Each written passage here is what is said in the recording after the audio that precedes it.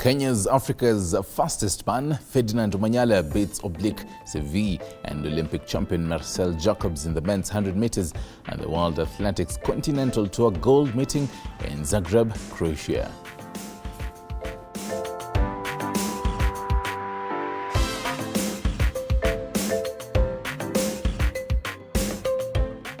In Morocco, it is a race against time to save more people still believed to be trapped under the rubble 3 days after Friday's devastating earthquake that has killed over 2,000 people so far.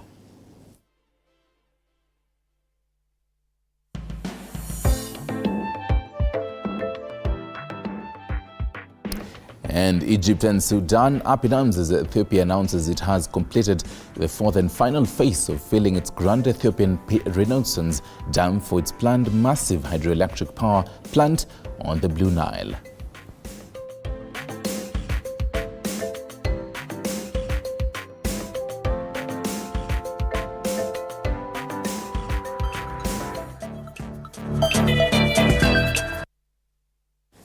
And for Ferdinand Omanyala, definitely applause. Oh, yes. Africa's fastest man. Oh, yes. Making Kenya proud in Zagreb, Croatia, winning gold and beating the Olympic champion, no less. Definitely congratulations. Welcome to this show. This is Morning Cafe. My name is Freddie Ndimuli, and I look at the weather forecast for today.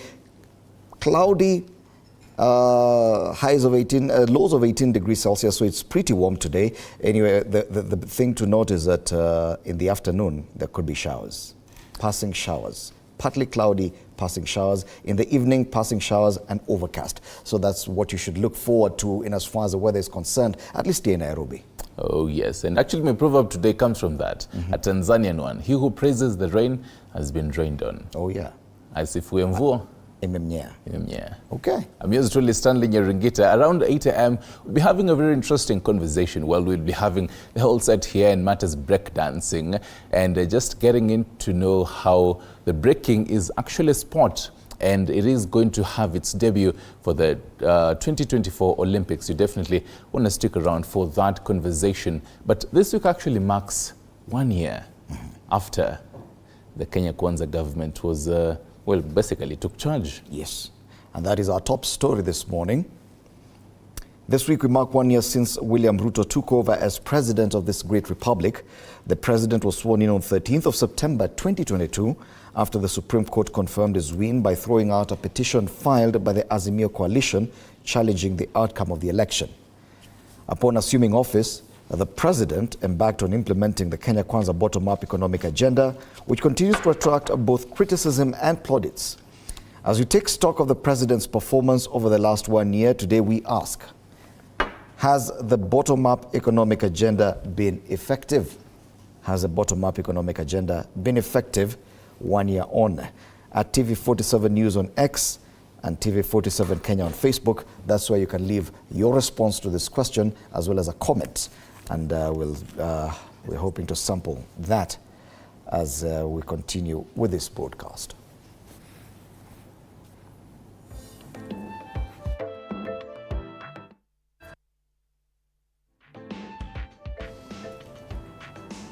Yes, definitely you can continue engaging with us on that question on our social media handles. But for now, let's take a look at the day's diary before we take a look at the dailies.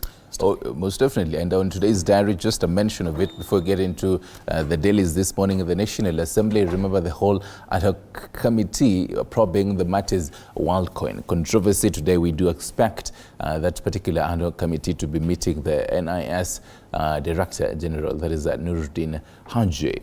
Well, from that, Cabinet Secretary of Matters Internal, matters of other affairs, Alfred Mutua, Dr. Alfred Mutua is in Colombia ahead of Deputy President Rigathi Gachagua's tour in that particular country. We do expect to see how that will be playing along. More details coming your way later on around 9 a.m. to 10 a.m. looking at the day's diary and also the county diary and also international diary. Stick around for that. But right now, let's get into the dailies this morning. Fred, we do start with the Standard this morning. Okay, let's start off with the Standard. This is our agenda, and this is the front page of the Standard this morning. This is our agenda, whereas President William Ruto and Azimio leader Raila Odinga have been the faces of the bipartisan talk. Kenyans from all walks of life are also having their say. The committee is receiving memorandum that will be considered in their final report. That story is on page 2. And we have a quote here by, I think it's Transparency International Director Irungu Houghton, who says, "We call on the committee to remind the Attorney General and the Cabinet Secretary for Interior and Coordination of National Government of their legal obligation to gazette regulations for the Prevention of Torture Act and National Coroner's Service Act, and set aside adequate funding for the establishment of the National Coroner's Service Secretariat and Council." Now, these are just some of the opinions and memoranda being presented to the National Dialogue Committee at the Bomas of Kenya. And we have one of the co-chairs there, a quote by Kalonzo Musyoka, the Wiper Party leader. "People are saying this is a constitutional moment and they are Kenyans talking. Therefore, we will not shy away from receiving any memorandum, only that they will have to be interrogated." Yes, Kenyans indeed giving in their memorandum to the National Dialogue Committee. This is our agenda. That's a big story on the Standard today. Some of the other stories highlighted on the front page of the Standard. Let's start off with the bottom strip. Why you will be able to grow teeth again. Wow. It's on health and science on the magazine page 3. Why you will be able to grow teeth again. And in business, dollar zooms past 150 shillings, piles pressure on shilling. That's in business, and that story is on page 19 of the Standard. You take a look at the top strip now. And on the top strip of the Standard this Monday morning, why push for new counties will not be walk in park. Stories on page 9. Remember, at least 25 lawmakers have given a proposal to have the number of counties increased by 10. The story says why push for new counties will not be walk in the park. On the international scene, Morocco quake toll at 2,000. It's part of our highlights as well, and it's the biggest talking point internationally. The quake that took place on Friday in Morocco, and rescue efforts still going on. That story is on page 21.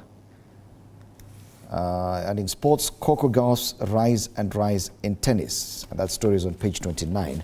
I was hoping to find at least a mention of Omanyala on the Standard, but I guess probably the story came a bit late. Oh, yes. Yes. I mean, now the biggest talking point for this particular Coco Gauff is the main man having 24th Grand Slam. I'm looking for his name. Okay, I can't find it here. But one of the biggest tennis players, not Djokovic. Yeah, Djokovic. He won yesterday night, and his 24th Grand Slam. Okay. So for tennis guys, it was a whole talking point, back and forth. But then, actually, speaking of back and forth, you remember last year, a time like this, the kind of back and forth that was in Bomas of Kenya?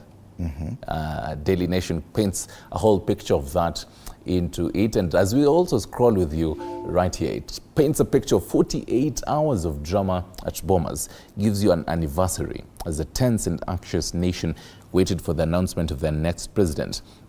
The National Tallying Center in Nairobi was receiving visitors with various requests to IEBC Chairman Wafula Chebukati and his team.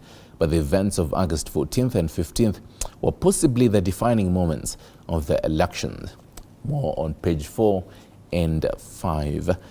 And on the rat strip of Daily Nation, Ruto, why I want official opposition leader post. So President William Ruto has reaffirmed his commitment to the creation of the office of leader of the opposition, even as his deputy Rigathi Gachagua demanded that the issue of the 2022 elections audit be dropped from the agenda of the bipartisan talks. And below it, some continental news. What is happening in Morocco? Morocco mourns quake victims as death toll surges past 2,000. And it is the strongest ever quake recorded in the North African country that has killed at least 2,012 people and injured over 2,000, many seriously injured, according to the latest official figures. More on that is on page 20, at the bottom strip there, how Uhuru ICC case shook the Kenyatta family and changed me. That is Beth Mugo revealing behind the scenes details around the 2007 elections and the deadly political violence that followed.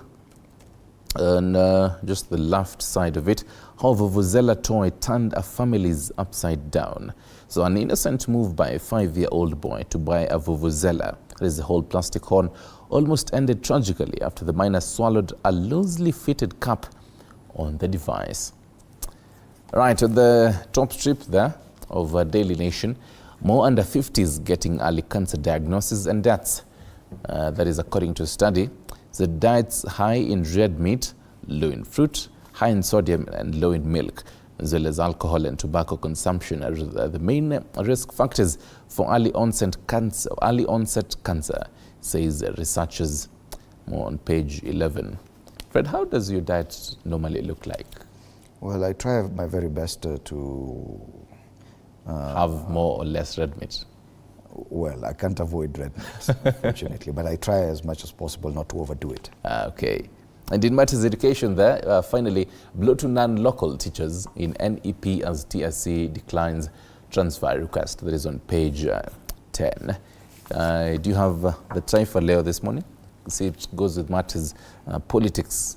Yes, and yes, we have the Taifa Leo. Bega ni bega kwa bega. That's the big headline on Taifa Leo. Kwenye gazeti la Taifa Leo, habari kuu pale ni bega kwa bega. Farasi wawili hasimu watangaza njama za kufiekana miguu, UDA ikielekeza mpango madhubuti wa kupenya ngome za ODM.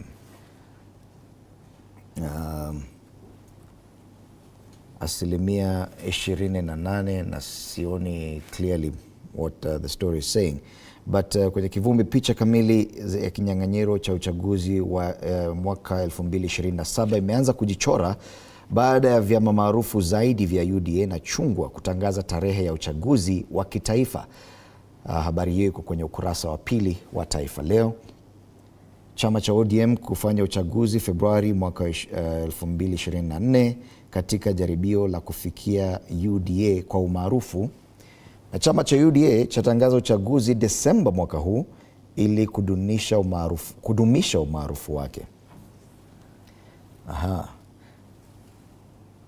Habari kuu pale kwenye ukurasa wa mbele wa Taifa Leo.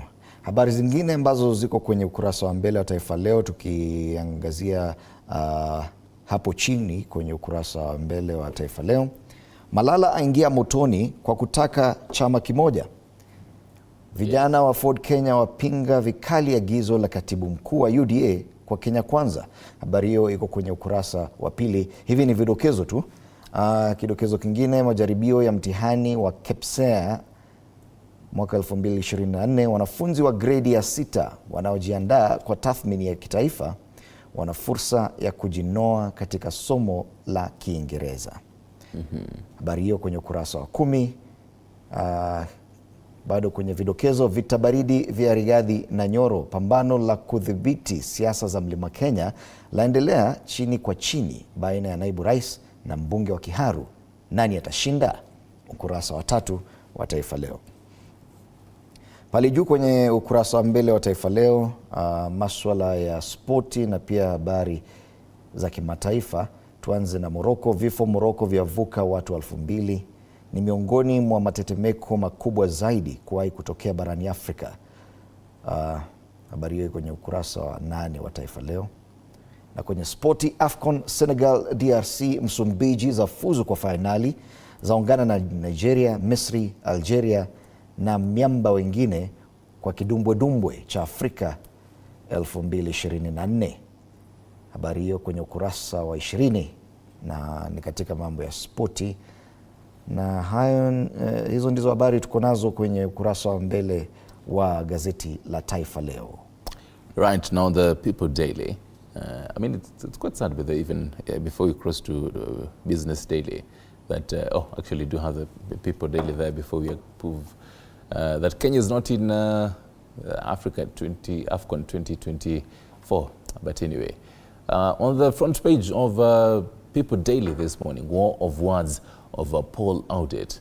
Round rocks bombers. So Gachagua warned government side will not allow revisiting of election results, but Kalonzo hits back, saying DP must not interfere with talks as Ruto Raila rally their supporters. More on this from page 4 and 5. The bottom strip there, I do not want unnecessary noise as my agenda is to unite Kenyans. So there are two sides of this, one in Meru and another one in Kisii. President William Ruto addressing Wananchi Lare shopping center in Meru, and on the right side there, Kenya Kwanza has discriminated against some communities, that is according to Raila.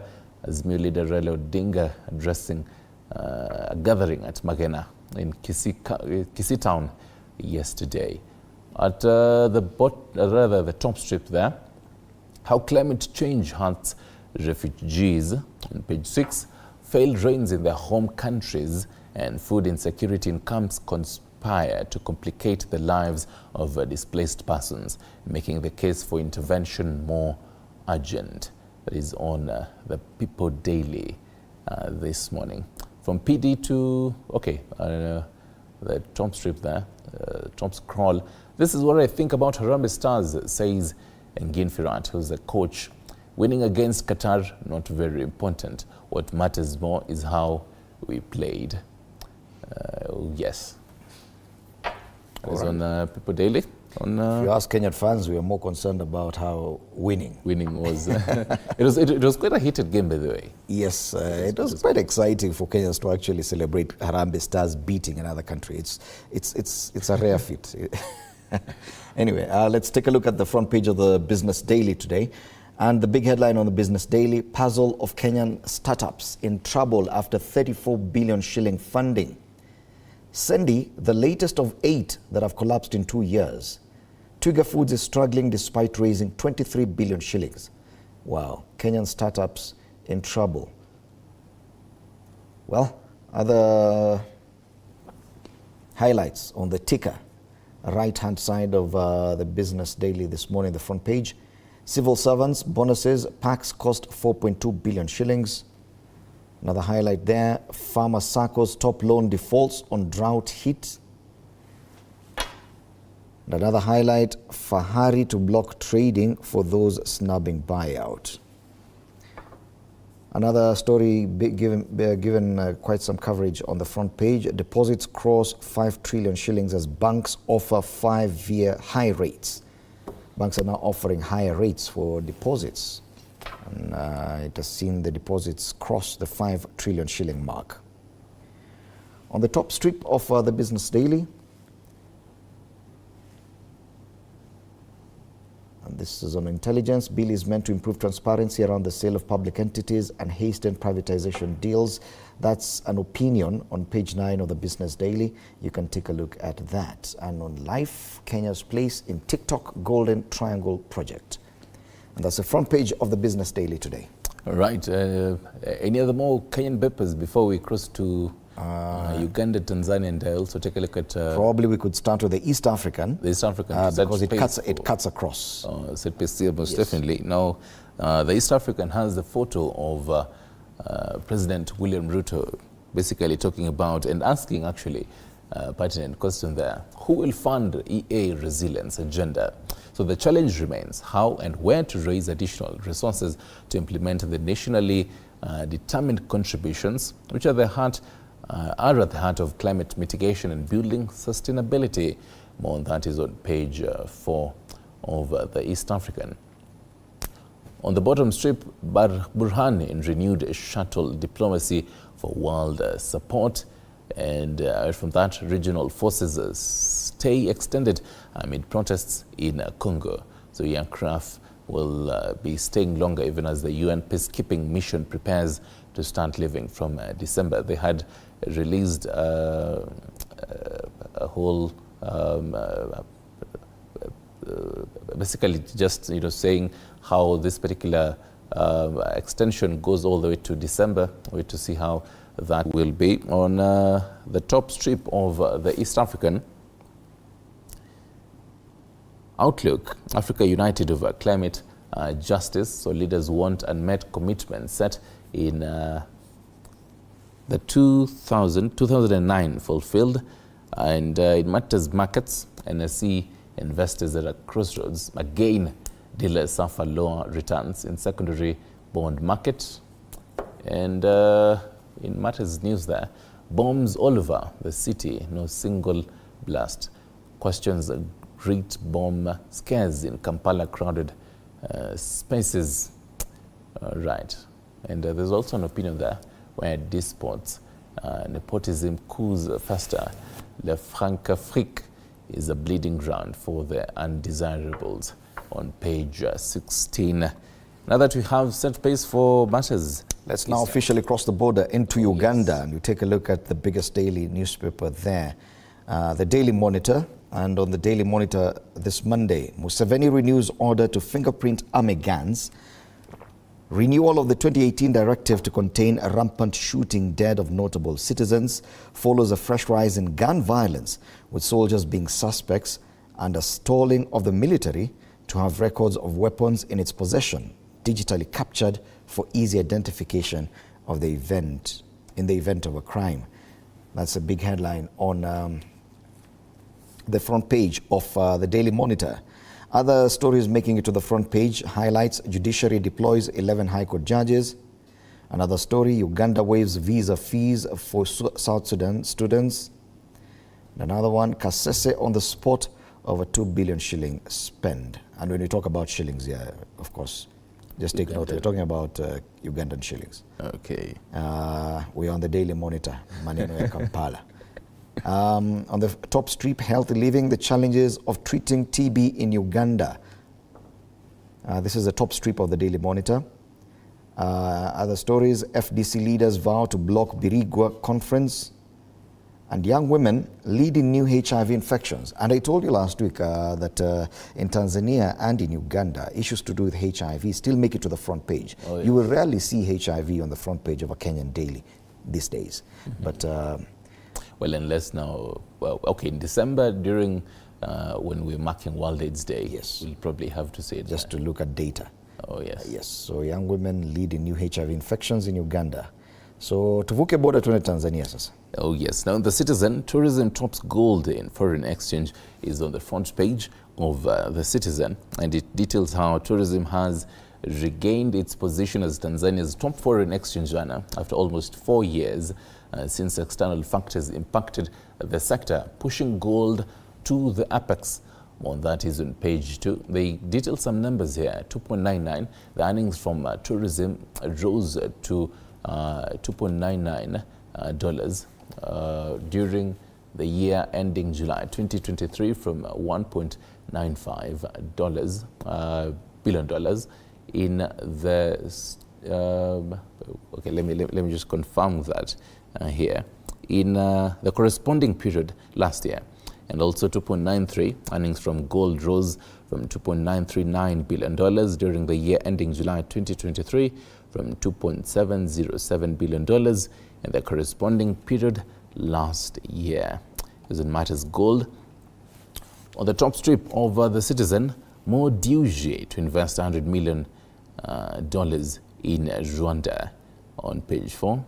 Other highlights making to the Citizen, on the top strip, matters national politics behind Tundu Lissu's arrest over illegal assembly, quote unquote, on page 3. The bottom strip there, $13 million. Legal battle ends in CRDB's favor.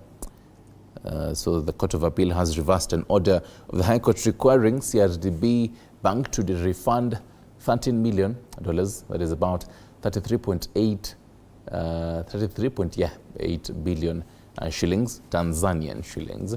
It deducted from a Symbion Power Tanzanian Limited account of its failure to repay a loan on page 2. Other stories is firm to pay 10 billion shillings, Tanzanian shillings, for firing the CEO. Oh, okay, 10 billion shillings. Well, it's Tanzanian shillings, yes. And neglected crops tipped to be the solution to malnutrition on page 3. You do have the Monanchi? Yes, I have the front page of the Mwananchi, but I don't have it very clearly. But I know the big headline on the Mwananchi this Monday is Tundu Lissu Matatani. I'm trying to trace exactly. Unfortunately, I don't have a clear view of other stories on the front page of the Mwananchi. But yes, Tundu Lissu Matatani. That's a big headline on the front page of Mwananchi this morning. All right, time to get into our daily caricature, taking a look at what is happening on the cartoons this morning. I think the director can help us track for People Daily as we get for page 12, that is on the Standard this morning. On page 12, they have the globe, the world there, and shows you how largely speaking on matters climate change and well, how factories are really emitting carbon emissions there, and how it even affects different parts of the world, the big factories there. It is on page 12 of the Standard this morning. And then on page 15 of the Daily Nation, well, politicians, new counties, basically how to catch chicken. So the chickens there eating from the whole maize cob, written new counties. Largely speaking on the new counties push, and even actually the Standard front page says why push for new counties will not be walk in the park. Okay, I guess on the Daily Nation, the cartoon is talking more about how this proposal for new counties, politicians are using it to bait the Kenyan voter with the promise of new counties, meaning that it's just increased representation, and probably that kind of idea resonates well with some people in some parts of this country. Probably not everywhere.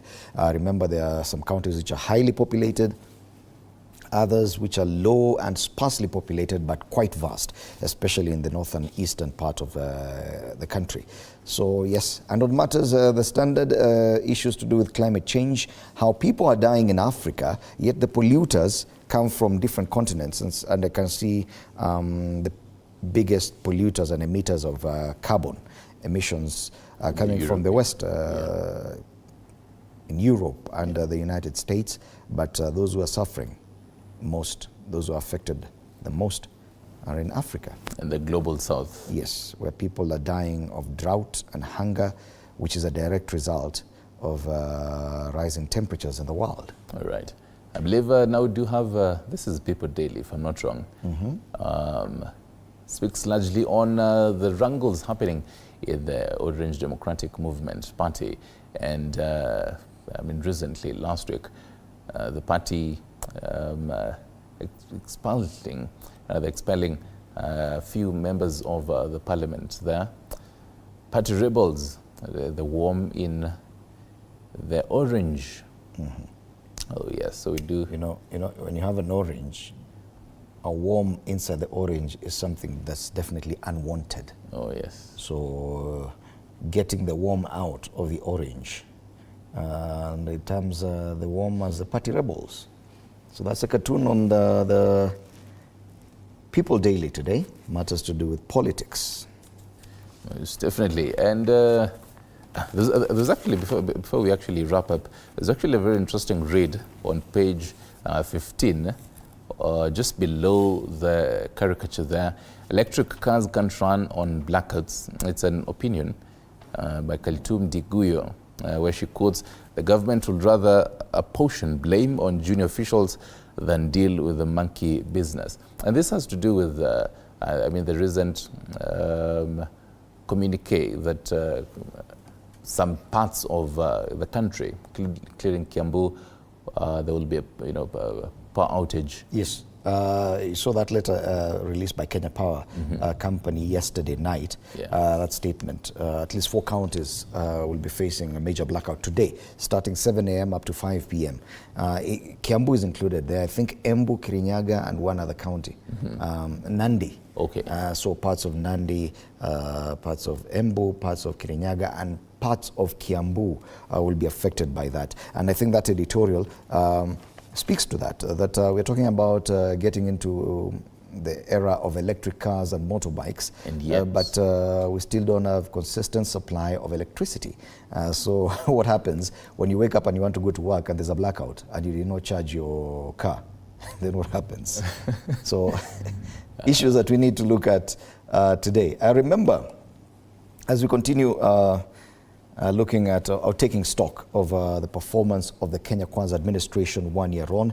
Today on State of the Nation, we'll have Gibson Gisore, who's an advocate and a political analyst, George M. Gibore, the Secretary General, Kenya Union of Clinical Officers, and Daniel Orogo, governance analyst, for the conversation this morning. That will happen after the break. But before that, a quick reminder of our question today.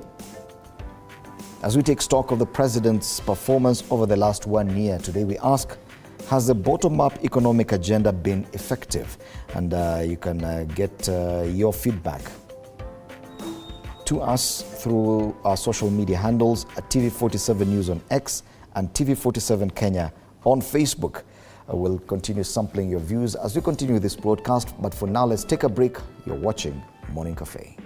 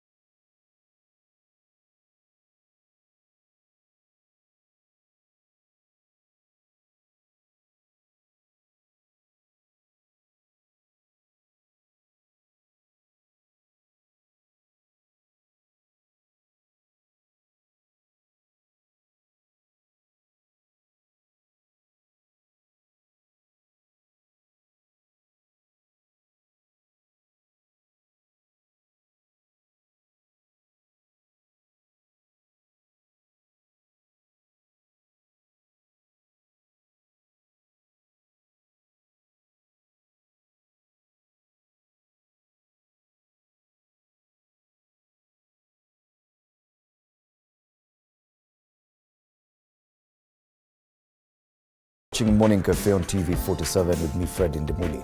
A quick reminder of our top story this week. We mark 1 year since William Ruto took over as president of this republic. The president was sworn in on 13th of September 2022, and in 2 days' time we'll be marking exactly 1 year since that happened. And this was after the Supreme Court confirmed his win by throwing out a petition filed by the Azimio coalition challenging the outcome of the election. Now, upon assuming office, the president embarked on implementing the Kenya Kwanza bottom-up economic agenda, which continues to attract both criticism and applause. Now, as we take stock of the president's performance over the last 1 year, today we ask, has a bottom-up economic agenda been effective? And you can continue engaging with us on our social media platforms, on X at TV47 News and on Facebook, TV47 Kenya. And just before we get down to discussing the headlines today, a quick look at some other piece of news that would be necessary for quite a number of people. And this is a statement by Kenya Power yesterday. Not really a statement, but just a notice of power interruption for at least 4 counties. 4 counties, that's Kiambu County, Nandi County, Embu and Kirinyaga. And this is starting this morning, like for example in Kiambu from 7 to 5 p.m., in Nandi from 10 to 5, and Embu 9 to 4, and in Kirinyaga from 9 to 4. So please prepare your day with that in mind. This morning in studio, we have Gibson Gisore, an advocate and a political analyst. Gibson, karibu sana to TV47 and to the new studios. I know this is your very first time to this new space. You've been at TV47 before, but karibu sana to this studio. Thank you, Fred. It's a pleasure to be here. Indeed, it is, karibu. And even as we continue waiting for you, the other panelists, there's a discussion that we can get into right now. As we even take stock of what's happening 1 year on after the president took over, President William Ruto. And at least after the whole of last week, we were talking about matters climate change. Now we're back to the politics and back to the National Dialogue Committee. And starting this week, the National Dialogue Committee will be receiving memorandum from various people, members of the public, on what they are discussing there. The teams fronted by both Kenya Kwanza and Azimio came up with a raft of agenda that they should be talking about, but Kenyans have an opportunity to actually present what they feel should be discussed. And while this is happening, politicians appear quite uncomfortable about some of the agenda that's on the table at the Bomas talks, and key among them is the Deputy President Rigathi Gachagua, who's come out clearly and said that an audit of the last elections should not be part of the agenda. Only last week, the Deputy President had even threatened to ask members of Kenya Kwanza to boycott the talks or to stay away from the talks because of what ODM had done by expelling its members. And generally, Gibson, there appears to be quite some discomfort, especially within Kenya Kwanza, or some sections of Kenya Kwanza's leadership on these talks. Why is this so? It's politics, Fred, and you know, in politics you support your side of the bread that is buttered, and that by that I mean the interests. If your interests you see are being jeopardized in one way or another, you will never support a program which you feel you cannot be able to lay a hand, or you're not in control of the process. So I think Deputy President Gachagua seems to, or at least some members of the Kenya Kwanza coalition, who have been very combative at saying this thing is just only talks. It's like they're just putting it at a place that let's just talk and that is it. We should not go beyond that. In a very veiled way, they seem to be communicating the same. It's quite interesting because the other side seems to fully be pushing for these talks as if there is something they are looking at. They're seeing some light at the end of the tunnel. But for the Kenya Kwanza side, which seems to have been already comfortable with power, they seem to say, you guys will just talk and there's nothing else which you're going to gain out of this. Then there's been the subtle talk about Nusumkate, while this side is saying, we are not interested. As the music saying, we're not interested totally. these ones are still insisting there is no nusu mkate. So you wonder, I mean, what part of that didn't they hear? because I mean, they have been very clear that they're not interested in this. But either in the hindsight of the politics or behind the cameras, there could be some conversation of something which makes the Kenya Kwanza side very uncomfortable, which at every juncture, at every time they find it convenient to actually come out and be able to say, you guys, much as we are discussing, this should not be part of the agenda. Then these ones also come and say, there's a that that's not part of our story.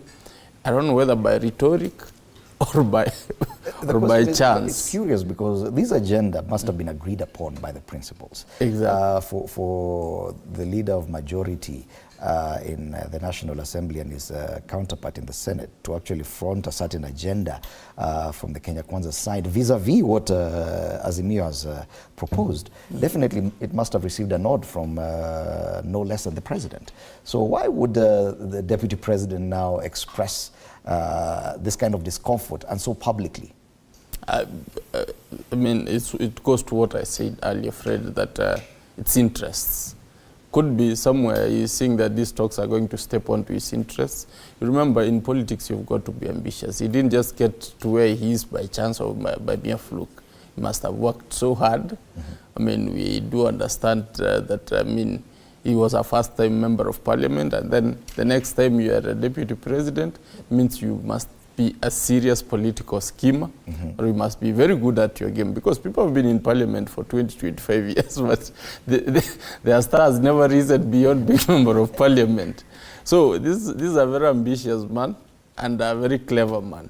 So you must be seeing that if things go the way they are, somebody is trying to, what we literally say in Swahili, kumwaga unga yangu. So that is what he's trying to fight in a veiled way, that, I mean, these things should not be able to go this way.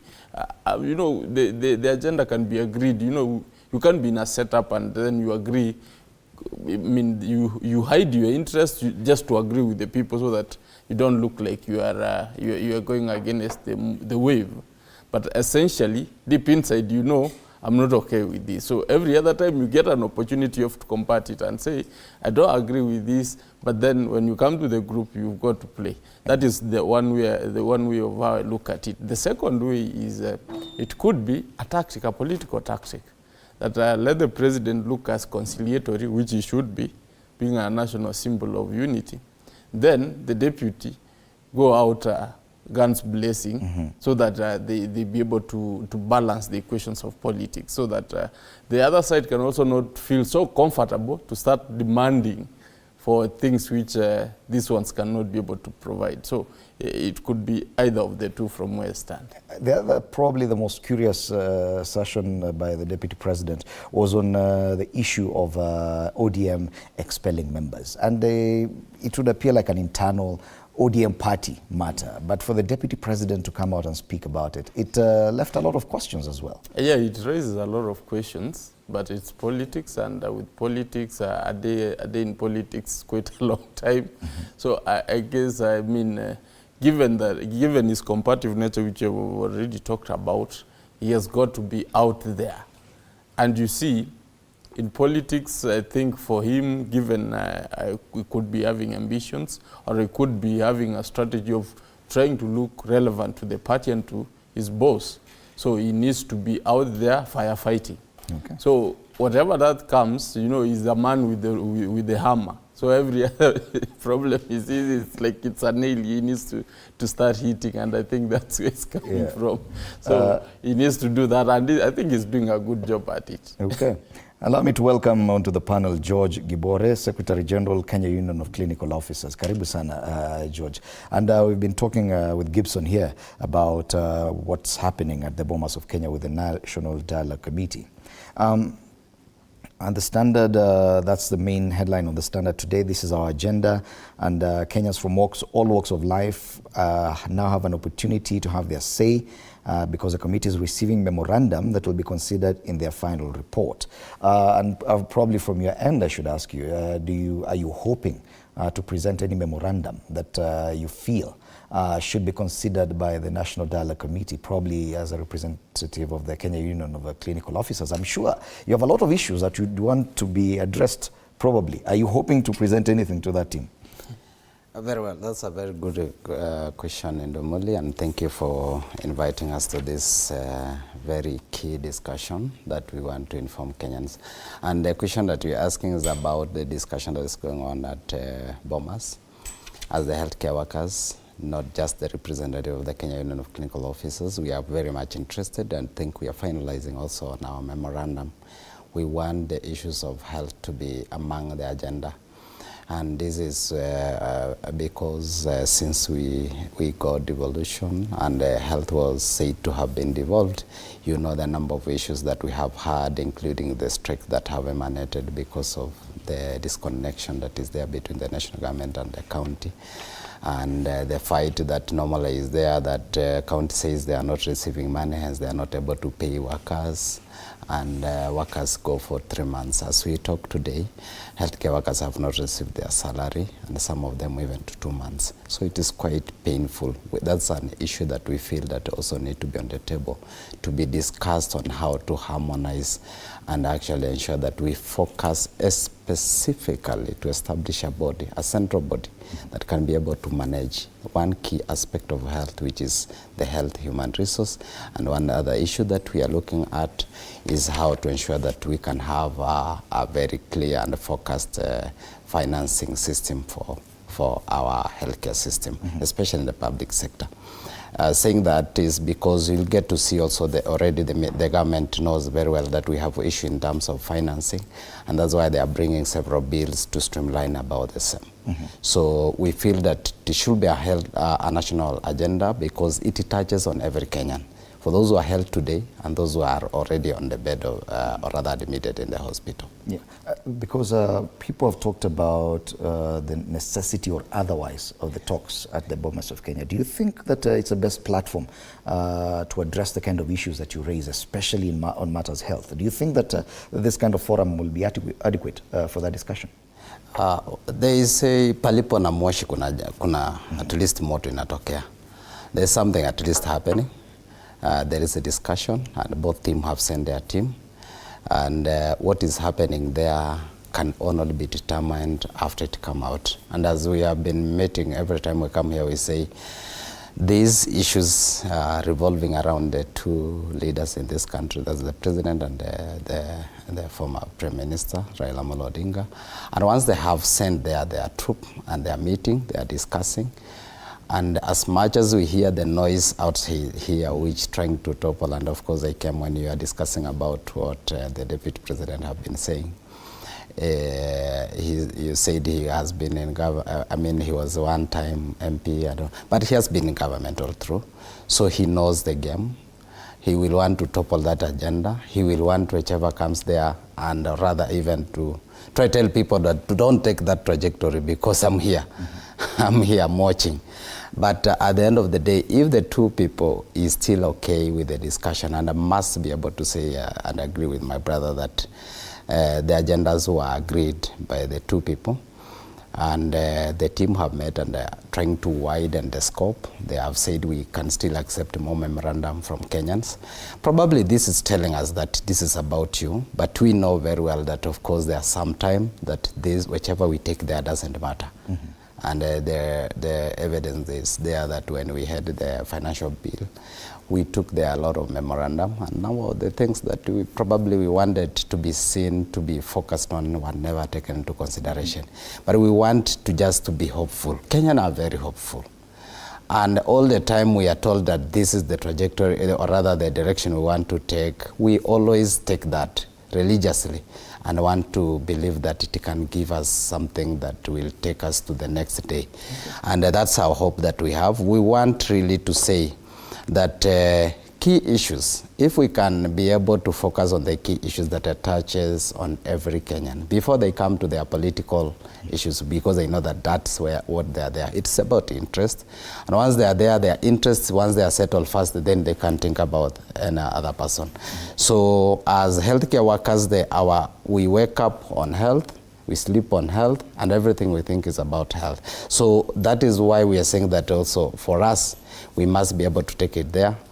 If it can be able to cause that synergy, or rather bring the discussion that can be a more of a national discourse and give us a way forward, especially looking at it that we have been in devolution for about 10 years, we will be glad that we have actually assisted this country to think in the right way in terms of health. And we'll come back to that issue of health as we discuss Kenya Kwanza's scorecard as we mark 1 year since the president took over.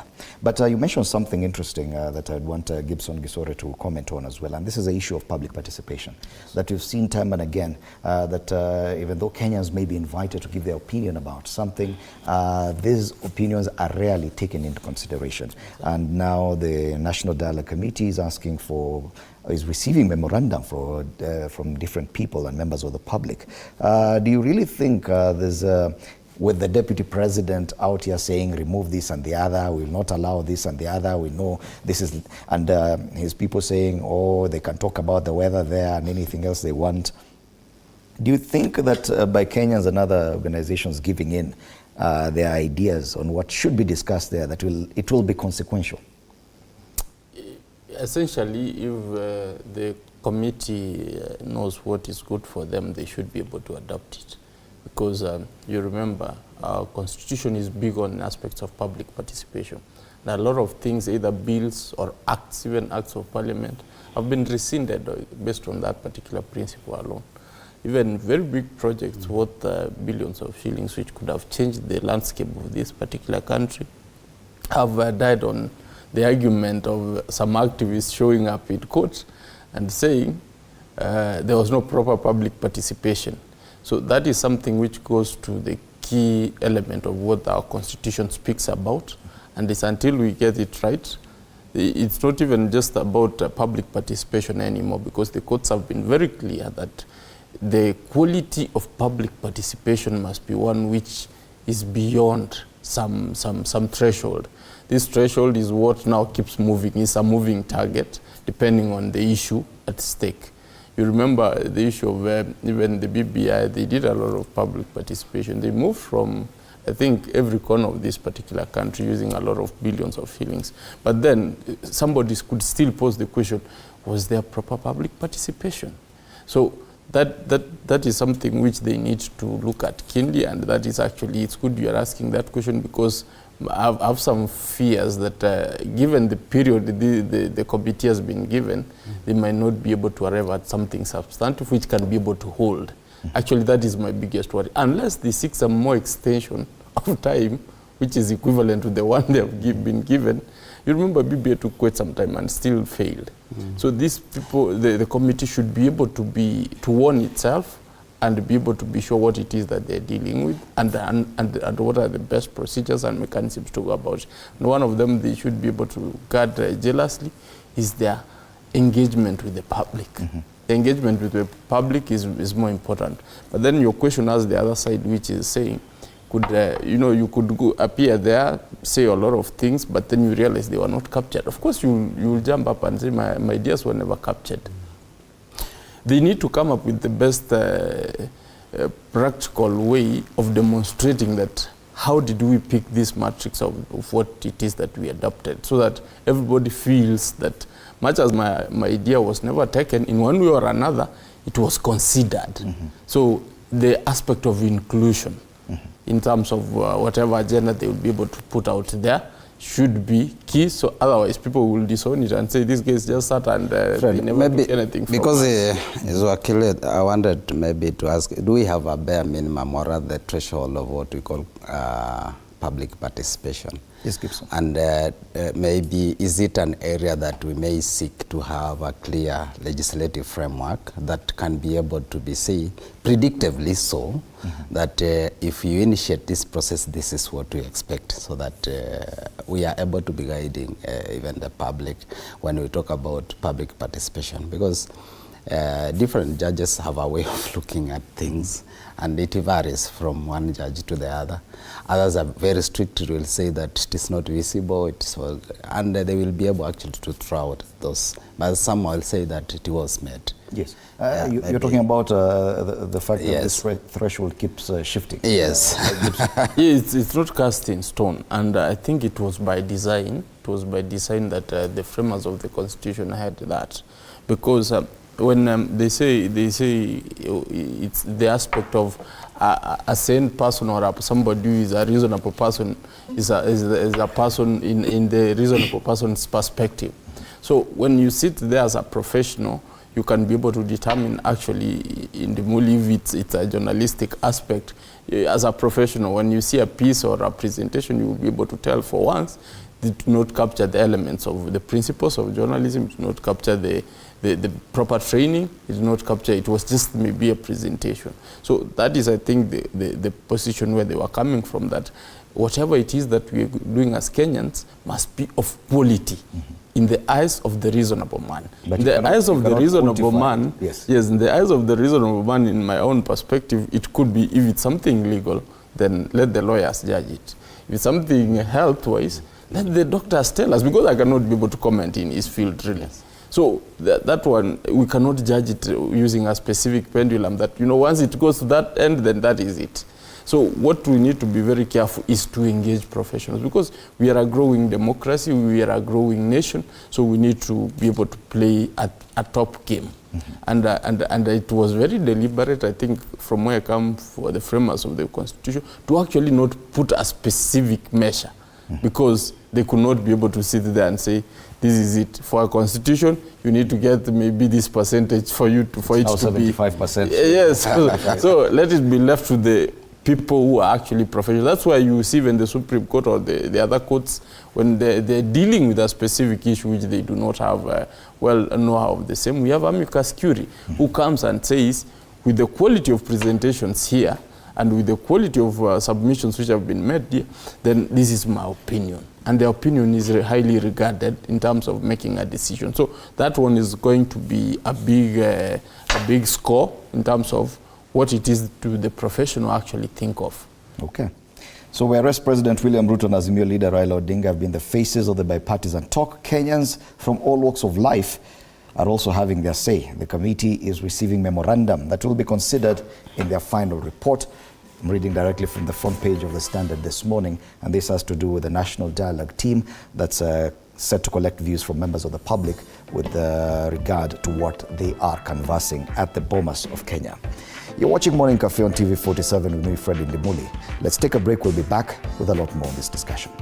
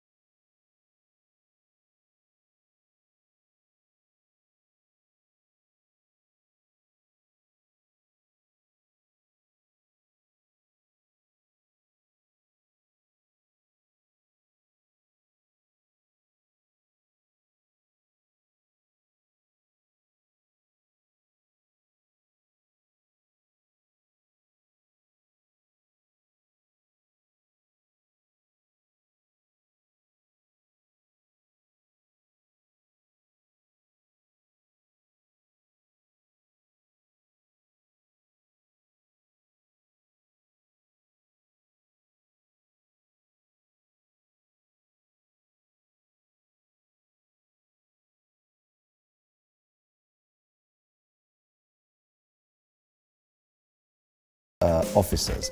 And just before the break, we were still talking about what's happening at the Bomas of Kenya and the fact that the team there will be collecting memoranda, or rather receiving memorandum from different teams and members of the public in general.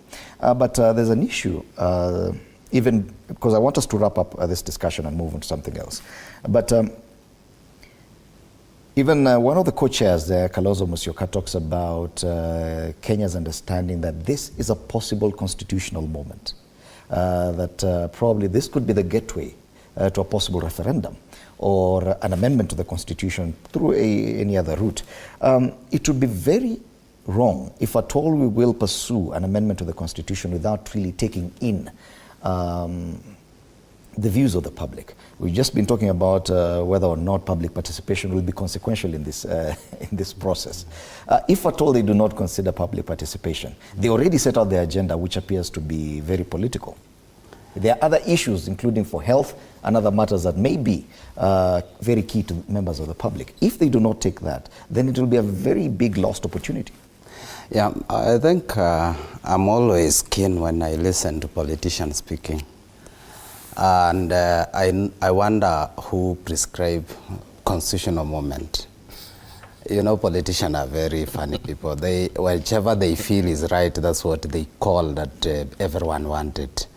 And they see, they know this is the assumption, they created that assumption and everyone want to drive there. He has agenda and that's where they are going. Actually, in any case, they are ringing the bell, telling Kenyans that we want to move you to the constitutional changes. And this is without even having gone through the agendas that are being presented, because they are calling for agendas. Who have said that all the agendas are constitutional issues? There are issues that probably do not need the constitutional changes, as we are being told. And we had even Uhuru saying the same last time around. He said that we have a constitutional moment, I don't know what and what.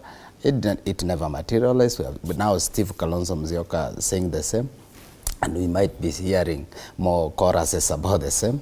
But we want to be very clear that we are like the healthcare workers. We are professional. Our issue is about health, and we will want, even when it can be able to take us to where now we do the constitutional changes, it must not be such a things that you hype and look like that's the only thing that need to be the thing of the moment. We have many problems. Currently, Kenyans struggling to take their children back to school.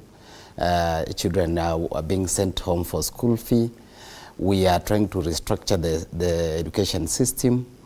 We have healthcare workers saying that 1, 2, 3 is not working. We have the farmers who want probably the farm input so that they can be able to go back to farm.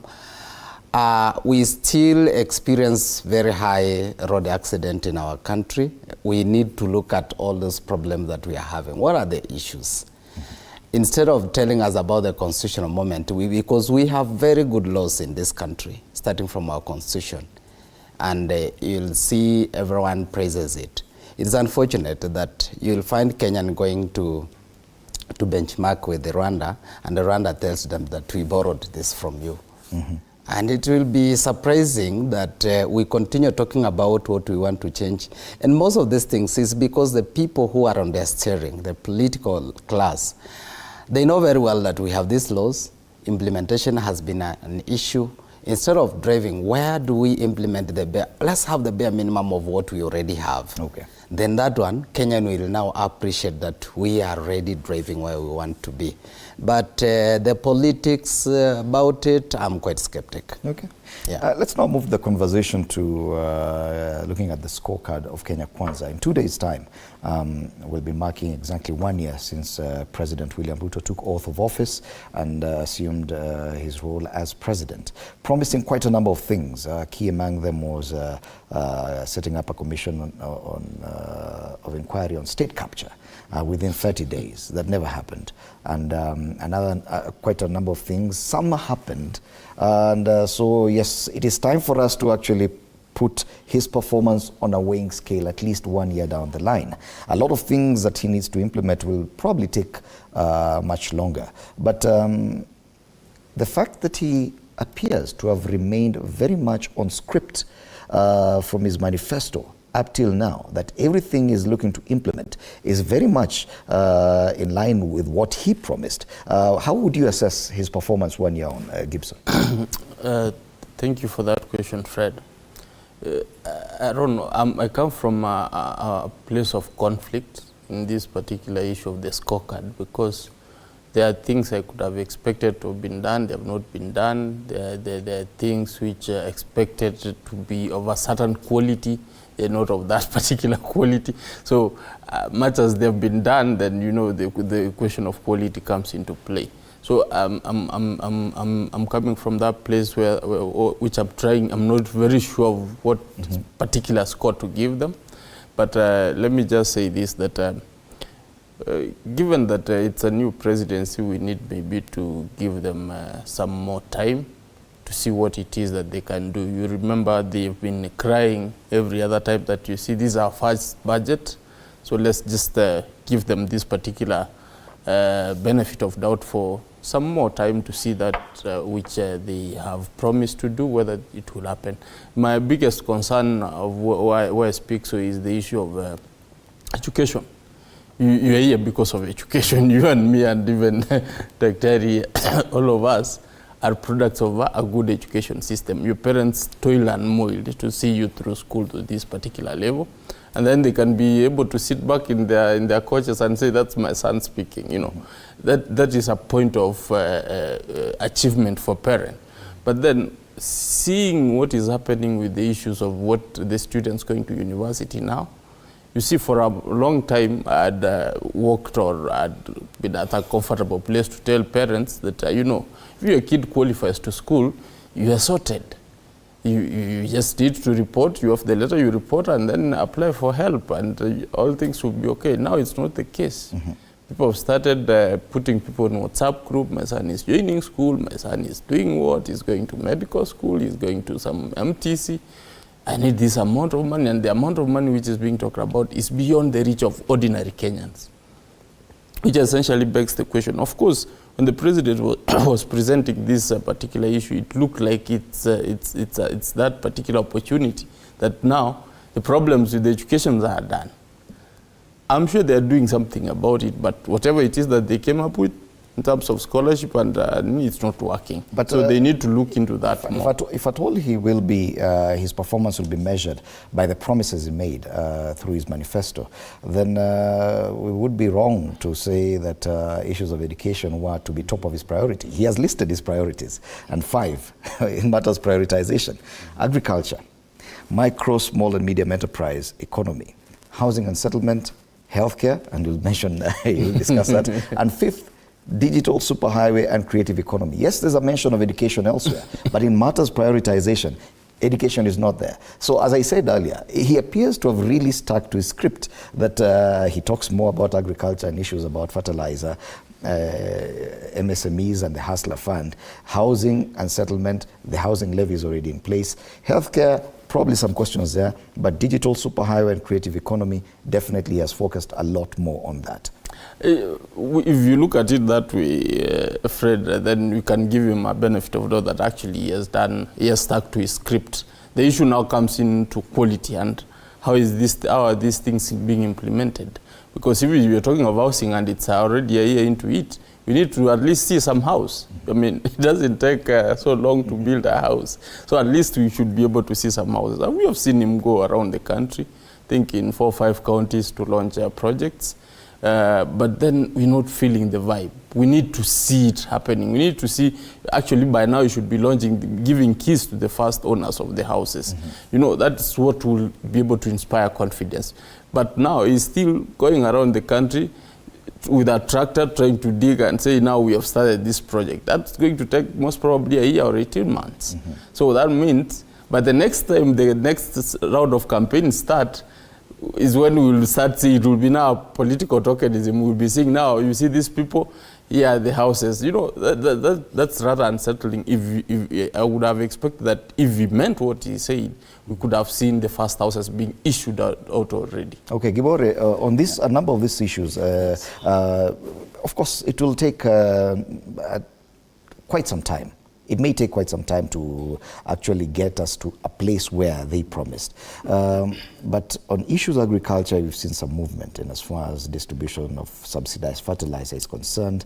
Issues of housing, at least we know the housing fund or the housing levy is already in place in as far as laws are concerned. Digital superhighway and creative economy, there are issues to do with that. But when it comes to healthcare, because it is one of the 5 areas that were prioritized, were identified as areas to be prioritized in that manifesto. Are you feeling any kind of movement in that area? Yeah, I think let me start where you started, and it is key to say that if that question is asked, especially at this time around, we have a mixed feeling about the same, and all Kenyans of good sense will be able to tell you that they have a mixed feeling. I'll start from where I am a farmer.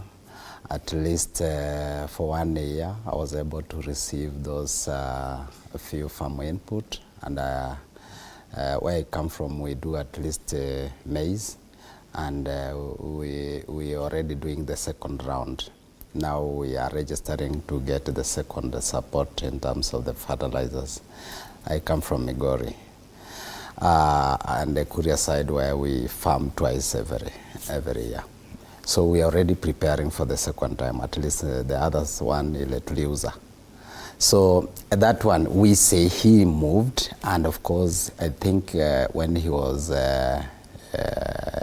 getting to office the first time, that's what he announced, and we saw it happening. So in the agriculture sector, he's doing a number of things, and we must appreciate. I believe that now it's ready for the rift to probably say that whether they have something from the farm. We believe that it's their time now to appreciate.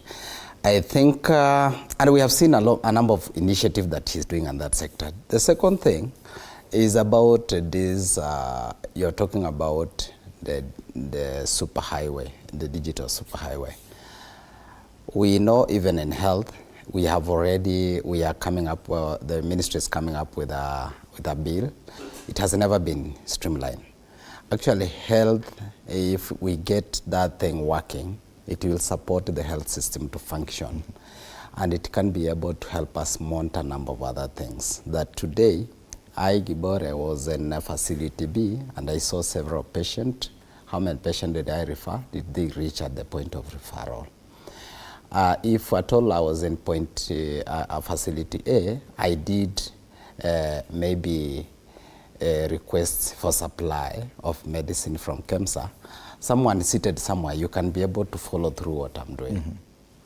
Whether KEMSA response was below percentage, that's to mean they don't have what I was, as we have been accusing them that their capacity has been deteriorating in terms of the essential service, essential equipment, drugs that we need. You request 100%, they give you 40%. The county have been accusing them of supplying below par. So if at all that is done, we will be able to appreciate also on that system as Kenyan that this thing is not working here. So we can be able to say where do we need to change. And of course, it will also inform the KEMSA the trend of the kind of medication we need in a certain region. If it is Nyanza, we focus in malaria. If you are going to Central, then you also focus on kind of the support in terms of the disease, where it is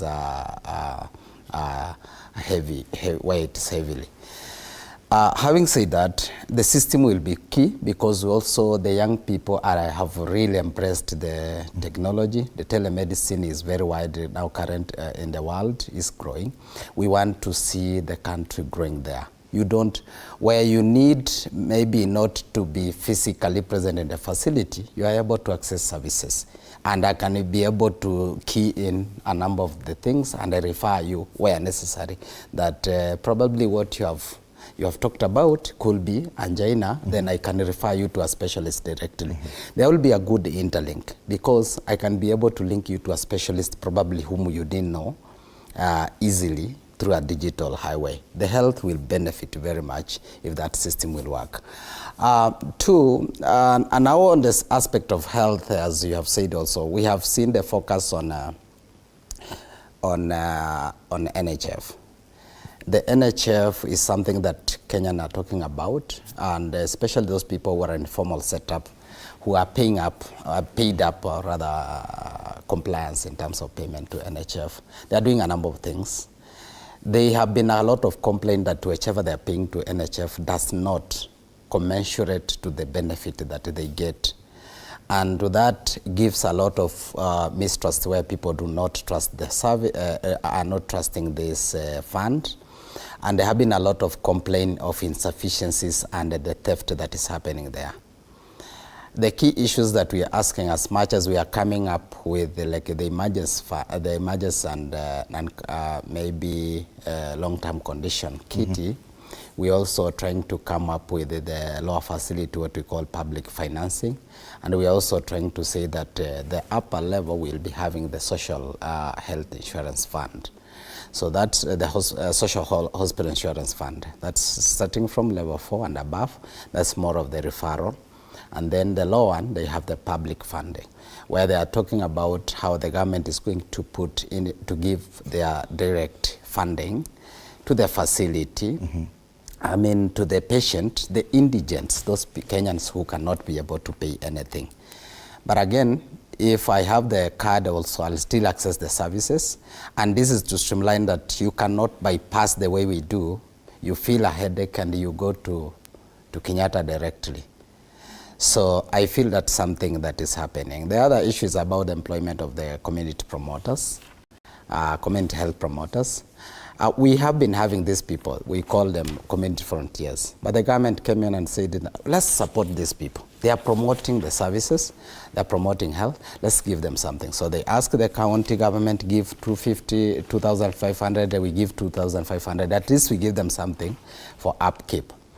But we are saying once that is put into a formal, because the government normally give the bare minimum on what you can pay. So we'll still be saying that these people need to be paid well for their services. As much as they are not the mainstream professional in the health sector, they are going to do a lot of services. That's to mean to link the facility, to link the health system to the now family, to the individual directly. And they are going to play a key role where the registration of every Kenyan is going to be taking place, because they will be supplied with the gadgets to ensure that they are able to register everyone and link them to a facility within the locality. Okay. And that is very key. The last one I can mention before maybe looping Akili in terms of the health, because that's where you focus on, is the issues of retaining the finance raised in that facility to remain the facility. Because what happened is that all the time, like Mama Lucy, we raise money. All the money that's collected there, they are taken back to the county level. So you go back to beg that we want to buy medicine, we want to buy reagents, we want to do 1, 2, 3, including paying the subordinate staff who are supposed to assist to clean. So you go to a health facility or even any public facility, it's dirty. You do not have people to clean. They are not motivated. They are not paid. Let me get because you right. There is a Are you saying that these are things that are being done, or these are things that need to be done? No, there is already a bill now. Okay. The FIF bill, which is being put in place. To correct all those things? Yes, it is called Financial Improvement Fund. So this fund, the main thing there is to ring fence the finance that if at all you have given a service and the money has been paid to that facility, including what we call the Linda Mama, where the national government was reimbursing all the facilities for every delivery done, then that money was being taken by the county and be directed to any other. Because, you know, the counties, their mindset has been that development is about brick and mortars. So everything they take is taking where probably they believe is. And we are saying that we need to ring fence this money so that you build the capacity for that facility to continue growing in terms of having fund and compete with the private sector. Whereby they are able now to procure, including even employing their own support staff who can be able to support the work that they are doing.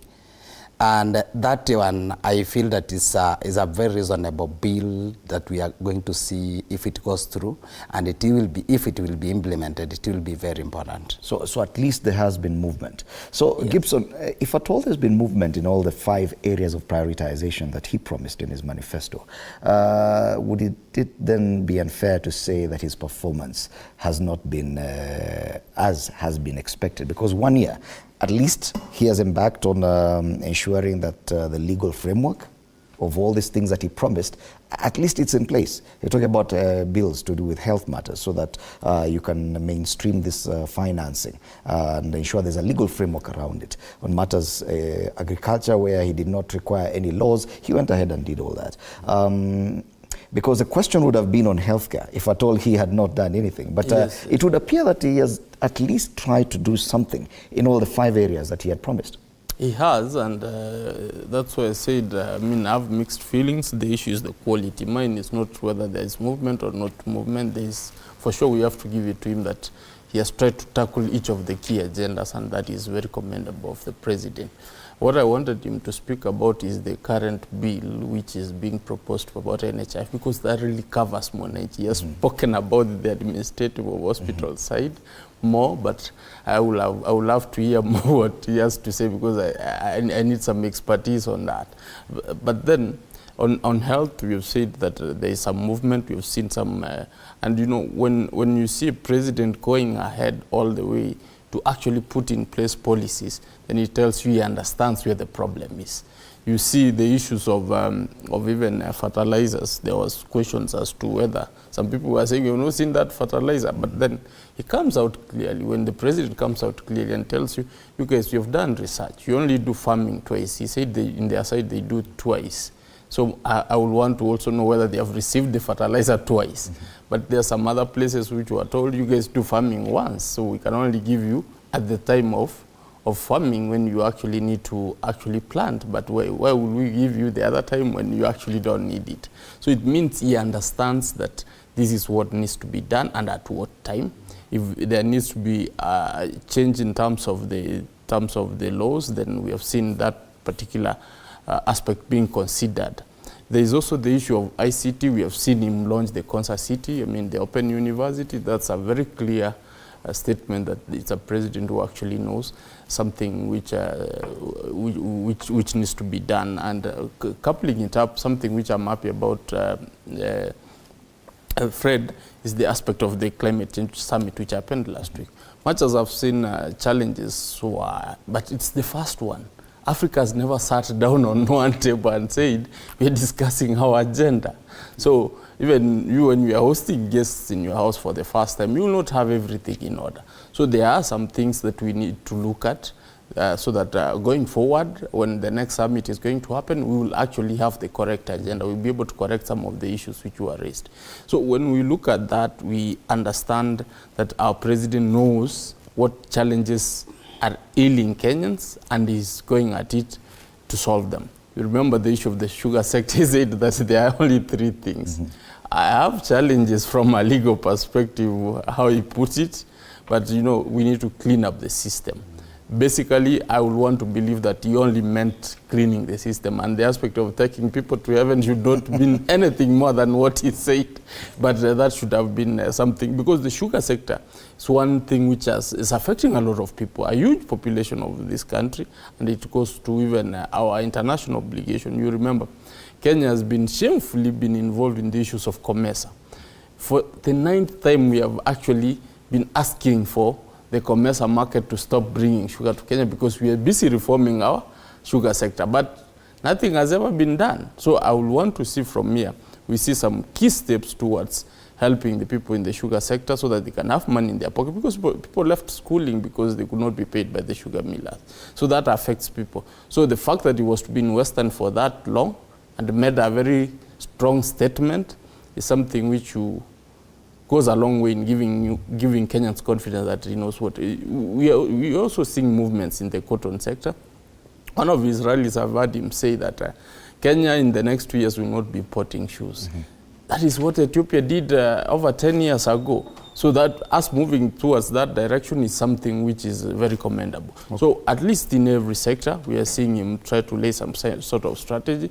We can only pray and support, because I always tell people that much as we might like our president or hate him, we will only rise or fall at his success or at his fall. So that is what we need to look at and support him in all. A lot of the criticism that has been directed towards the president and his Kenya Kwanza administration has to do with the promises he made and what he has been able to deliver. One of the criticisms is that he overpromised. But looking at the 5 areas of privatization, it would appear he was very keen on the fact that I cannot be able to do everything at once. Wakili Gibson mentioned something to do with education, university education.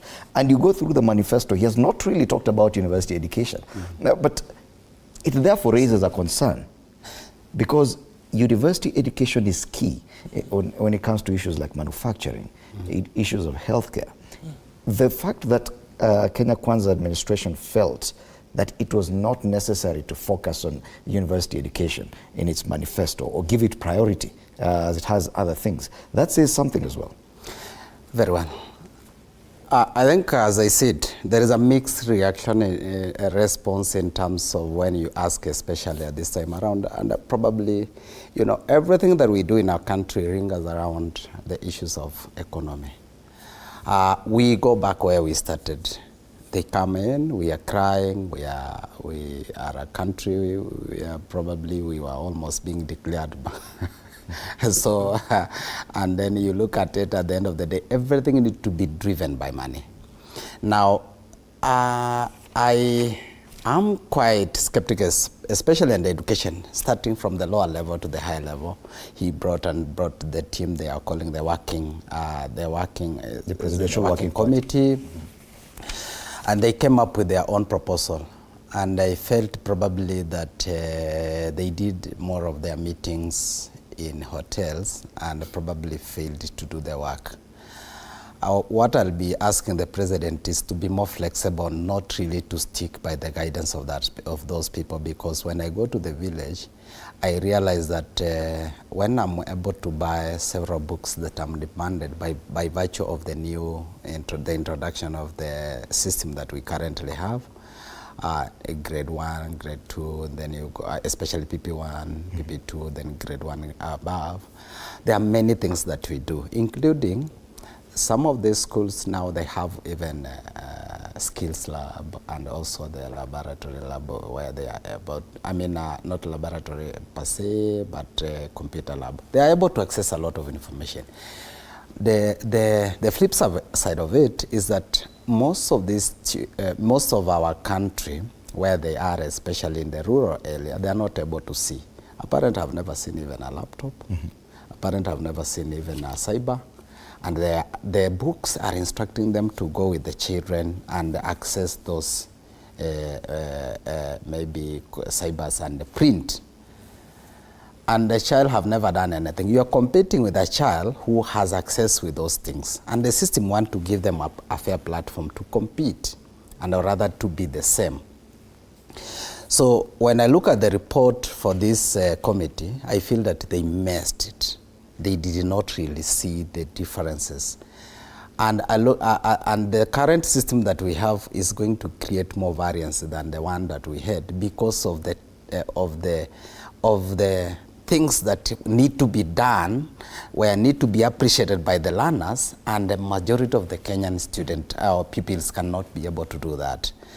And the focus will have been how to standardize that approach, so that we are able to put our pupils, or rather our learners, at the same level.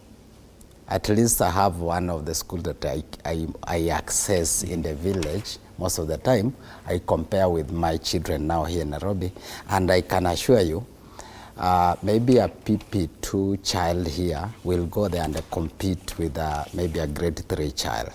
Because of how the learning system has maybe favored one in the rural village, or rather put up in a good setup school, and the one who is in the village. It is a very contactor, so to say, and confusing. So the president need to be very flexible, not really to stick to those guidance that these people gave, so that you are able to keep checking. You gave me this, is it working? Can we change it? Including the funding system now in the higher education setup. Is it working? If it's not working, let's change it. We cannot be static and expect changes. We must be able to see where does change need, then we bend in the manner that it can work for us. If it doesn't work, let's adjust. Do you feel like, for example, if at all the Kenya Kwanza administration had prioritized education, that they would be better placed to handle the kind of confusion you're talking about on the because this confusion starts from the bottom level. Implementation of a new curriculum that is very demanding. Yes. Issues to do with university funding. Fred. The fact that this administration did not feel this was an area that needed to be prioritized. Fred, I know. That's why I wanted to go. Because one is that there was already, even during campaign, there was a discussion between the change of the 844 to current system that we have. And he talked about it openly and said we are going to change it. Now the issue is changing to what? Now when you promise, at least you must have seen to do something when you come in place. Now, but because it was not thought of on where are we going, then he had to bring the team, the experts. The experts have leverage on the same, but unfortunately the experts were picked from offices where probably, and they are even within the town, they are not in the real sense of how the child in Turkana or Kuria in the village, how they are experiencing their training in the current system.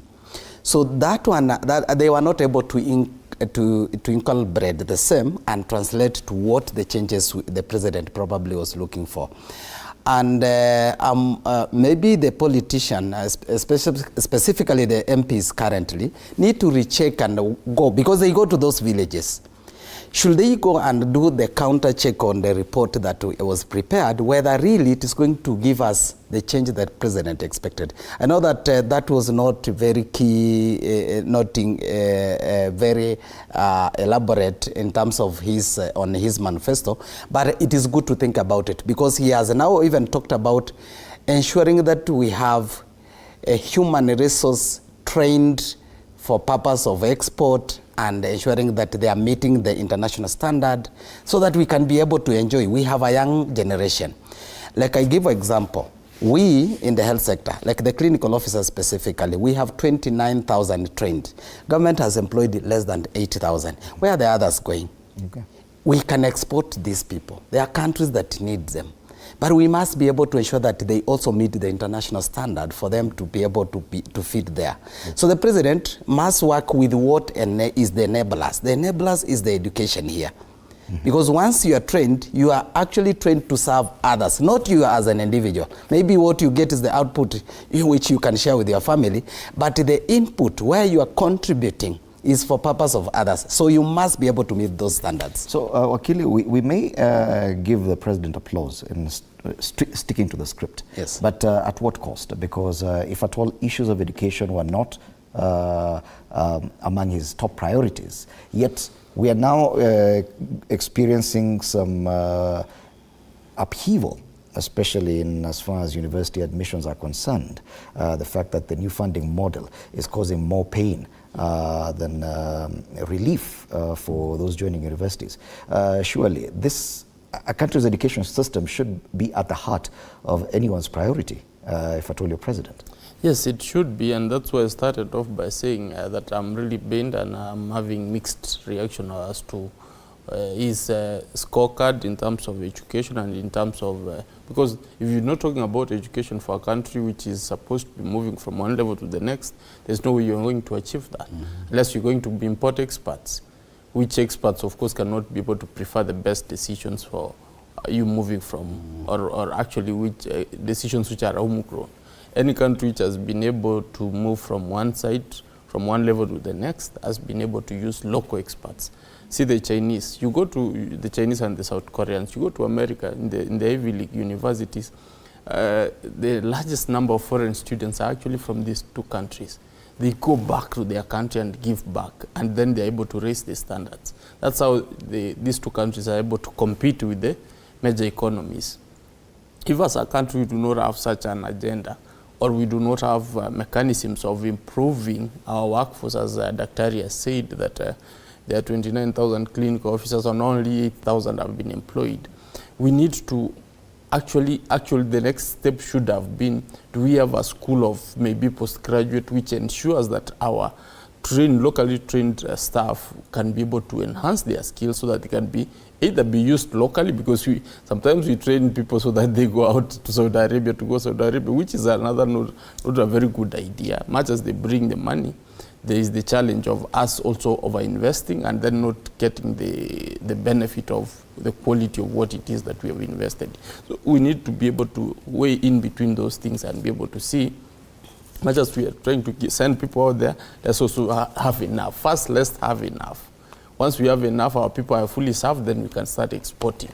And then, of course, the quality should be top-notch. So if our president could be able to concentrate on those, there's the issue of TVET, which was very dear to him when he was VP, because that docket was actually under his office. I needed to see him move rather strongly in terms of bolstering that, because you can argue that the university education is oversaturated now. We need TVET, because a lot of our students do not make it to university. And even if you make it to university, you only need a manager. One manager in a factory, but the rest of the people should be the technical people who should have gone to TVET. So if we do not have those experts, this factory is not going to work, because the manager is not going to start turning the engines or fixing the bolts and nuts. So when we have this particular expertise, I remember when Gibore was MD, I mean, whether he was successful or not, he had a very interesting discussion where he said, we have to import welders, professional welders from the Philippines. You wonder, where did our welders go? Because the quality of the local welders cannot be able to match the kind of demand which is required by some of the industry. So if the president could concentrate on having those small things being put in place, so that we embrace industrialization, we embrace the technical side of aspects, so that we can start be able to, especially with what they are launching with Moses Kuria, which is a very good program. I don't know, but I haven't seen any clear policy in that. But I mean, at least the brick and mortar started coming up. These people will need a lot of experts who are supposed to be in the technical side. We need to start putting that in place as much as we are putting the brick and mortar aspect into place, so that the two can be able to match, and then we can start be able to export, because they have to be of quality standards. Okay. So I think from where I come from, our president has good ideas, but he needs to do more in terms of policy, in terms of putting down the mechanisms which are required to deliver his agenda. Because, 5 years is a very short time in this country. For example, today, we can be building either the 5 or 10 aggregated industries, and then we will take another 4 or 5 years to train the staff. His first 5 will be done. So it means we can only start experiencing that if he wins in the second time. And that's quite a long time. We do not have that luxury of time. And the reason why I say this, Fred, is because you look at Tanzania, the way Tanzania is doing things. We used to despise Tanzania that it's backward. If you go to Tanzania now, you will actually start feeling the fear as a Kenyan. And that's why now I think even they are comfortable to start engaging us on platforms, especially that, we are doing better. We're giving you food. We're doing 1, 2, 3. You have the SGR. We also have ours, which is electric. So, such debates. You go to Ethiopia. Much as it's at war, Ethiopia is believed by 2030 to be one of the 3rd largest economy. It already overtook us in 2017. Much as they have war, they're still getting at their target. Why? Because they make decisions for today, which is going to change their tomorrow. Okay. Let's look at something else. This is among the promises that the president made, and it's actually listed as part of the Kenya Kwanza commitment, especially on the women agenda. And one of the commitments was the realization of the 2/3 gender rule in elective and appointive positions in the public sector within 12 months following election, including 50% positions to women. Now, we may say that some of these things probably need a better formula, like the 2/3 gender rule, and probably that's why it's being canvassed by the National Dialogue Committee. But on the issue of 50% cabinet positions, that is directly under him. That is something he does simply by appointing. And he said 12 months, in 2 days' time, 12 months will be done. And he has not done that. You see, this one we can use to judge his performance. He made the promise. He gave the timeline. He has not done it. That's key, and I always say that the learner, our friends who are, they call themselves the learners, learned friends. Friends, where they sit, it depends. Where they sit, they can interpret everything in their own way, provided it suits. But again, the president promised Kenyans, probably with a hope that this was to be done. And I say always, the promise must still come with how now do you do it. You look at it, the appointment of the president. These are key people that he was appointing, people who was with him on the table, was holding him, telling him that this is the way, this is how we want to do. So, and you'll find that by that time, the women who were around the president probably were very few. But if we look around them, is that a majority of them also got those. So the issue was, do I go for people who are not with me and leave the people who I was with? Mm-hmm. Then that one had actually, politically, probably he had that he can do it. But the pressure that comes when you have already asked people, they have supported you, you want to throw them away, you bring other people who probably do not even, not the dream bearers of what you wanted to do, will have brought him a lot of challenges. Knowing very well that there was no law that he was breaking owing to his predecessors where it was. And now the issue probably he can continue holding on and promising Kenyan is that we want to change the law to help us. Mm-hmm. But again, even if the team that is led by Kimani Ichung'wah and Kalonzo Musyoka want to do the law, can assure you still that law will have a lot of challenges, because if it's about elective position, we have seen in court when our learned friend takes this issue to court, we are told that it need to be fair, you need to allow everyone a chance to participate. So how will you discriminate and say because you are not a man, this time around you cannot vie in Korea East, it is a lady's place? It will not work. Mm-hmm. Because now again, who told you that there's no men who want to vie for those positions there? Including the education level. It has been challenged to the extent I have seen even people say that the MCAs need to be taken here, but they say no, the education level doesn't matter here because it's a elective position. The appointive position, it is really, by the way, the president to decide that I want Fred Indumuli as my sports person. I want this one on this docket, I want this one on this docket. But again, when he does that, I've said that he looks at what are you bringing on the table politically, because if we are not politically right, then it is true that you might not get those chances. Even when you have supported the president, if you do not spell a progressive in terms of political agenda to him, where that there is something you're holding for him, maybe you might not get. What I mean is that if you come from maybe a marginalized community where politically you don't have a political impetus or rather support that he feels that it can trigger something, probably you're likely to be thrown out, not to be considered. Mm-hmm. That is politics.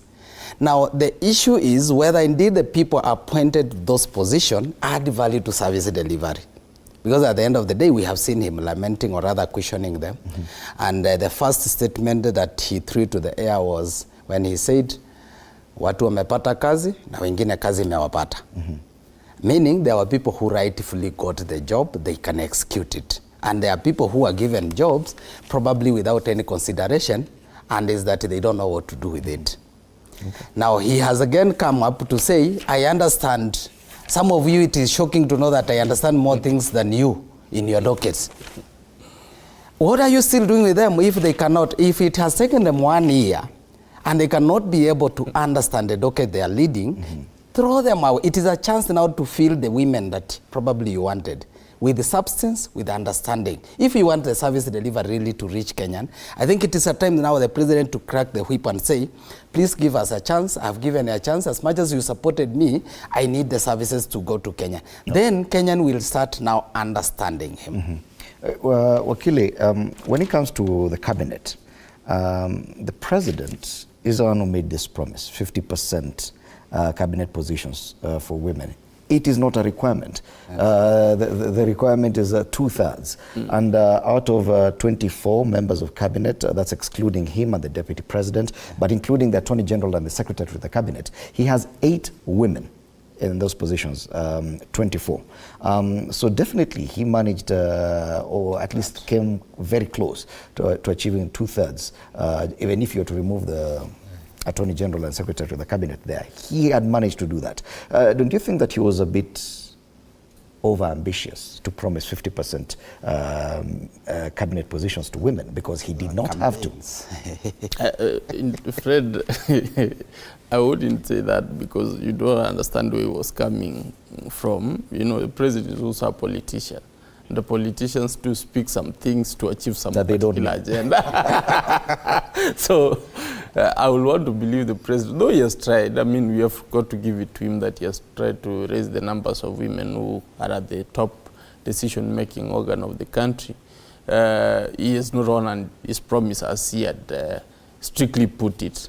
But then we also need to remember he's a politician, and he was making these promises during the campaign trail. And when you make such promises during the campaign trail, you are basically trying to speak to some people's hearts, and those are the women. If you want to win this election in any place, you can be sure if a lady tells you that I'm going to vote for you, they are going to vote for you. But a man, you cannot take it to the bank. So most probably he was trying to looking at catching or netting in the women voters who are the majority.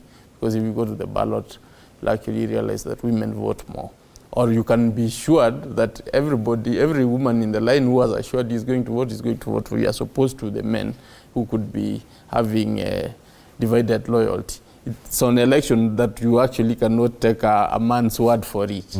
But with everything else, a man's word should be what should be able to establish it. But when it comes to election, I think the tide changes. So the president knows that, and he was trying to use that to his advantage.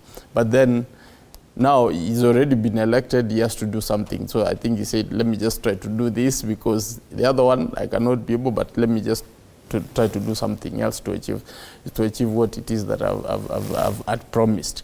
So, I mean, either way, we see the president trying to hold his word more than being political. And that is the kind of tone we need to see the president embrace and be able to do the work. If I may react to what he said in terms of what recently the president said, actually was warning his cabinet that they seem to be clueless. You know, those are some of the issues which came up when he was actually choosing the cabinet, and people were questioning. Even some members of his cabinet were actually given a red card, only that political machination came in and helped them to get to them. You know, so you try to see how things are being done. Even you compare with the previous cabinet, you could see some people stand out.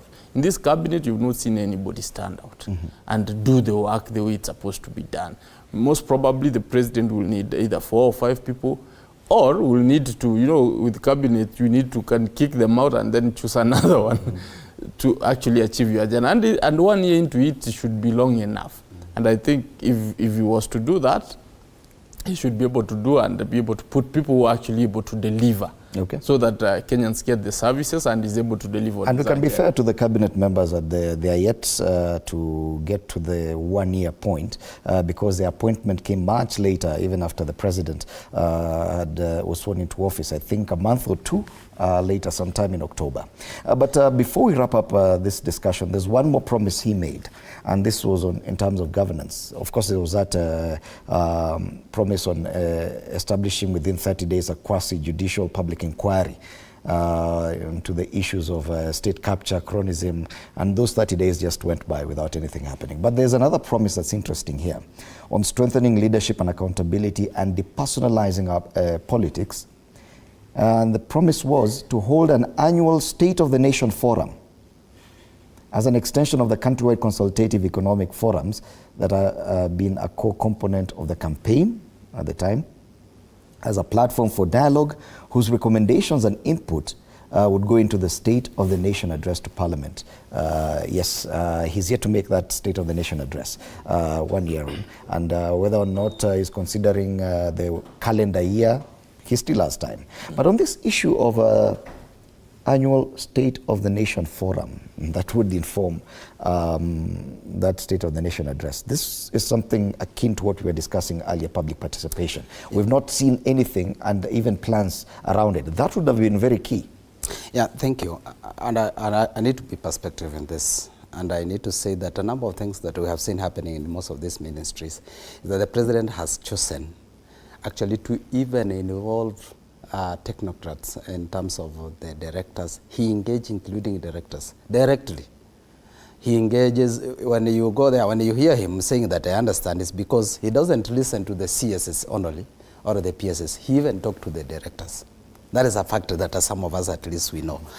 That's why you'll see most of the things are being driven not because of the people in those dockets, especially the CSS. If they are called to Parliament, their response will tell them that it is perpendicular to what is happening even in their sector. They don't even understand.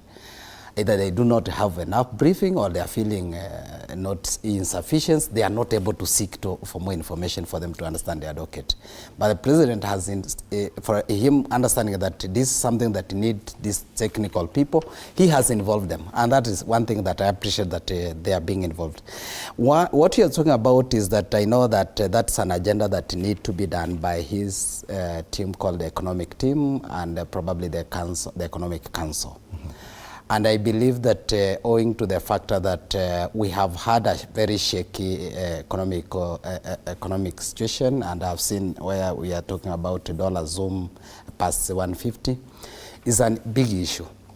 I think that is an agenda which probably they thought they will have taken 1 year, then now they set things so that they are now roaming within their own network, understanding and be able to stabilize things. We are still getting a lot of beating in terms of the dollar, and we are not able to say that we have stabilized the economy. We are taking a direction that we can direct as a country. And that's why probably we ran that we can be able to do country-to-country agreement to buy the fuel, but it has not really picked. Maybe they need to re-strategize and get to see what is it that we need to do for purpose of us coming up now with a direct agenda that is emanating from the presidential team to contribute to the national dialogues as now to the national address that we are talking about. Mm-hmm. And I believe that maybe it is something I know that it could be considered. It's not time bound. And you'll see that the first year there was more of reorganization, trying to come up into terms, and to some extent the opposition being scuttling every effort which is there. We are fighting. So we were like, now can we be able to maybe stabilize, then we pick up. We can give them a benefit of doubt. As we wrap up that comment, because of time, just make your final comment as well. Yeah. My final comment will be that we want to take it positive for the call by the National Dialogue team for Kenyan to take their memorandum. That this should not just be politics as usual, but we want to see an action to it. Because we as healthcare workers have expectation to do an audit of what has happened since the devolution so that we can change things. It is really perplexing to see some of the county the way they are misbehaving with healthcare workers. The healthcare workers have been mistreated since we went to devolution. People are being given what you call casual employment.